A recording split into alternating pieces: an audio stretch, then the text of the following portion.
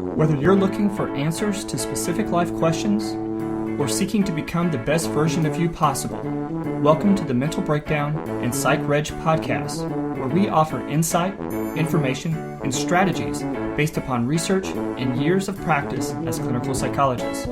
So sit back, have a listen, and get connected with our hosts, Dr. Berney Wilkinson and Dr. Richard Marshall. Welcome back. Today we're going to talk about agreeableness. Something, no. Yes. No comment.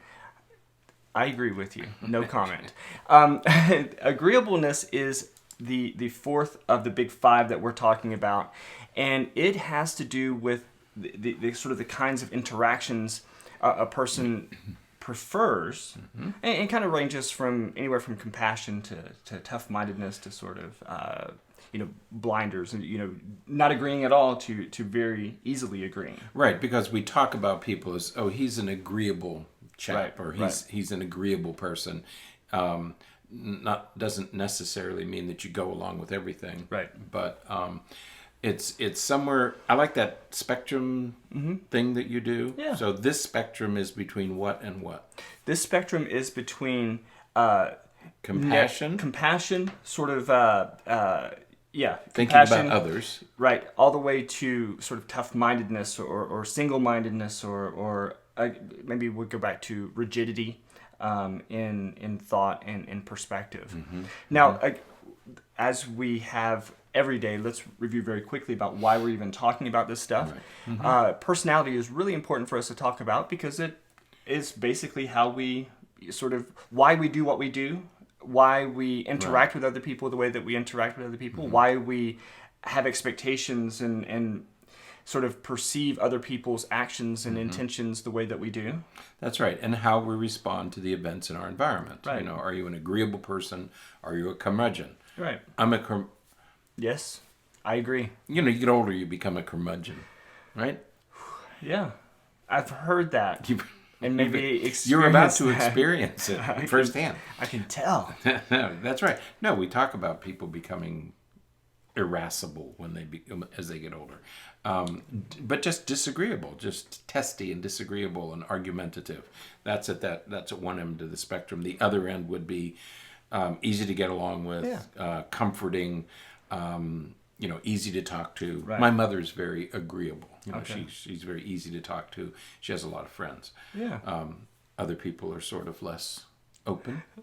Some of her children are less agreeable than their mother. I'm not going to name names. I won't either. Okay. But so let's talk about some of these attributes. So one of the attributes that we often associate with agreeableness is how trusting the person is. And so when we think about how trusting a person is, again, when we think about this spectrum, it could be anywhere from a person who very easily and wholeheartedly trusts others, right, to person who doesn't trust other people at all. It really they really have to work hard to gain the trust and to get to a point where they can trust other people. That's right. With information, with responsibility, with all of those things. Yeah, I was talking to somebody the other day, and they were talking about that I think it was their father or something, really doesn't trust anybody. And it's real difficult for the kids to work with him because he really, the message is always the same. You can't trust anybody. Yeah. And it's kind of a dour, negative message to give to your children. Yeah, you can't trust anybody. Yeah, it's difficult. And you can see certainly how life events can contribute to something like that. Right. And so, but we'll talk about that on another day, perhaps Saturday. So, but before then, another attribute that we often associate with agreeableness is sort of just the overall compliance with that the person has with other people. So, does the person really go along with whatever everybody else is doing, whatever others have agreed to, or is the person again sort of rigid and sticks with what they perceive as the most appropriate decision and what they want to do and what they see as best? I'm smiling because I think of dietary restrictions. People will say, "Well, where do you want to eat?" I have no dietary restrictions at all, and I eat anything. I will eat absolutely anything. And people will say, "Well, where do you want to eat?" And I say, "Well, I'll go anywhere." And they have dietary restrictions. They can't go anywhere they want because they have restrictions. Yeah. They can't eat hot food. They can't eat this food. They can't eat that food. But they're very compliant. They'll say, "Oh, I'll go anywhere. Yeah. I just won't eat when we get there." Yeah. It's Yeah. kind of Yeah. stupid. Did you just say what I thought you said? Are you talking about me? No, talking You about better not be somebody talking else. about me. Talking You about better. somebody else I'm very close to. Never mind. Okay, I'm not gonna. We'll get in trouble. We'll both be in trouble. We will both be in At trouble. this rate, I'm the only one who's going to get in trouble. There's no reason for you to get dragged into that. Look, all right, I'll agree with that. So another attribute is sort of the amount of sympathy the person has with other people. Sympathy sympathy and empathy, and how they can associate or appreciate the other person's emotions and feelings and experiences. You almost said something again that's going to get you in trouble. No, this one. Remember Dr. Taylor? Mary Lou Yeah. Taylor? She had high degree of You have a pretty high degree of agreeableness. I hate to say that. I hate to, I agree. You have a high degree of agreeableness. Oh. When you get frustrated with yourself. You don't get frustrated with others. Right. Which you have a high degree of agreeableness. High degree of agreeableness. I appreciate that. Okay. So as you were saying earlier, we have this spectrum from someone who is not very agreeable at all to a person who is very agreeable. Right. And again, as is always the case, either end is okay. It doesn't necessarily mean that it's an issue or that it's a personality disorder or anything like that. It just means that the extent to which you possess or demonstrate some of these attributes that we're talking about. And so people who are on the less agreeable end of the spectrum, they again kind of tend to be sort of tough-minded. Sometimes people refer to them as stubborn. Right. They resist the ideas or the intentions or the pressures of other people. That's right. I have family members who are very tough-minded, less agreeable. And, some positives that go along with that is these individuals are much less likely to be victims of peer pressure. They're not just going to go along with the crowd. They will make a decision that they want to make. It doesn't matter that 99 other people are doing it. If they're the 100th person, they will be the 1% that does not. That does not go along with that. So, that old question. Well, if all your friends jumped off a bridge, would you? These people would not. Right. No matter what. That's right. Unless they wanted to. Right. Now, if they wanted to, you're not going to stop them. That's their determination. They're tough-minded, right? Because they're tough-minded. Determined, right. Yeah. So there's certainly some positive attributes of that end. Right. Some negative attributes, of course, are that they are less flexible. They're less amenable to things, and so it's difficult sometimes for them to work in groups unless they are in a leadership position or in a decision-making position. It's otherwise difficult for them in groups. But they don't make good leaders because they tend to be disagreeable. They make great dictators. Right, that's right. But not as good and that's what was good teammates. about Mary Lou, that she had this wonderful, she was sympathetic and empathetic and just very easy to get along with. Even if she didn't agree with you, it was a gentle disagreement. Right. It wasn't, and she was flexible enough that because she was sympathetic and all that. Right. If she needed to change her mind, she did so easily. Right. Right. So. Yeah. And so that leads us, of course, to the other end of the spectrum with people who are very agreeable. And these individuals are very flexible. Right. They tend to entertain and attempt to accommodate other people's ideas and thoughts and perspectives.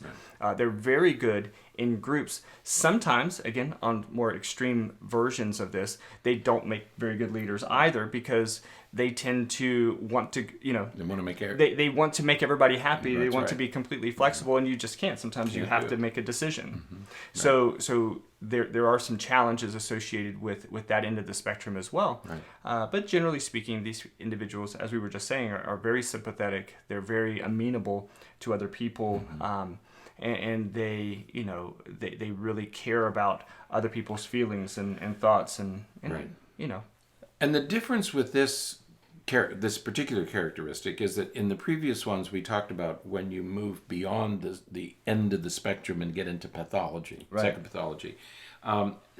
In this case, it could be problematic if you're at one extreme or the other. Right. If you're too accommodating or you're not accommodating at all. Right. It's not necessarily pathology, right, like we've seen in other cases, but it's going to be very difficult for that person right, to get along with other people. Right. Yeah, I find it difficult. We're often asked here in the practice to do evaluations of people, of parents and individuals for legal cases and things like that. And it's often very difficult because you'll have people on this sort of personality spectrum who are very, very rigid and who are very, much less agreeable than you would like. And it doesn't, as you said, it doesn't really get to the perspective of pathology. Right. But they are still very rigid, and they're going to do it their way, and that's it. It's not a pathology that really requires quote-unquote treatment. Right. That's right. But yet it also is significant enough to cause some problems for the person and some issues, especially, again, when you're dealing with legal issues and things like that. Right. So it is really challenging. I find it very challenging in those kinds of situations doing these evaluations because, the types of recommendations that you have to make at those times, there's not a lot. There's not a lot of things to say and do with people who fall into sort of that category. Right. So it's really challenging.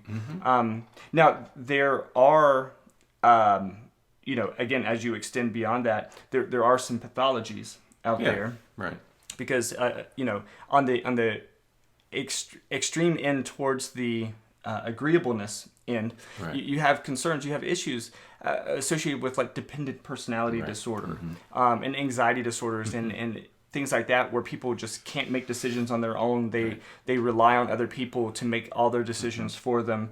And so, again, now we're talking about people who can't even perform typical daily functions without somebody telling them what to do or somebody guiding them and helping them make every decision they need to make. Again, on the other end, the less agreeable end, you have some of those anxiety issues and that rigidity and sort of, you may even, if we're thinking about personality disorders, you may even fall into the category of like antisocial personality and that's those what kinds you of get things. at the other end. The extreme end would be antisocial, right? Because you're not sympathetic or empathetic for other people. To the point of almost being predatory. I mean, you're actually dangerous and destructive. Right. You're willing to take advantage of other people to meet your own needs and gains and things like that. So, you have issues on both ends. So, but generally speaking, agreeableness is one of those that you don't really. The closer you get to either extreme, the potential you have to have some more problems and more issues and stuff. Right. Yep. So you want to sort of be in within the spectrum a little bit more. So, all right. Yep. Anything else with the agreeableness? That's it. All right. Yeah, that was good. Well, that is it for this episode. We have one more. And the next episode, we're going to talk about neuroticism, which is going to be exciting to talk about. So until then, stay happy, stay healthy, and forget to be afraid.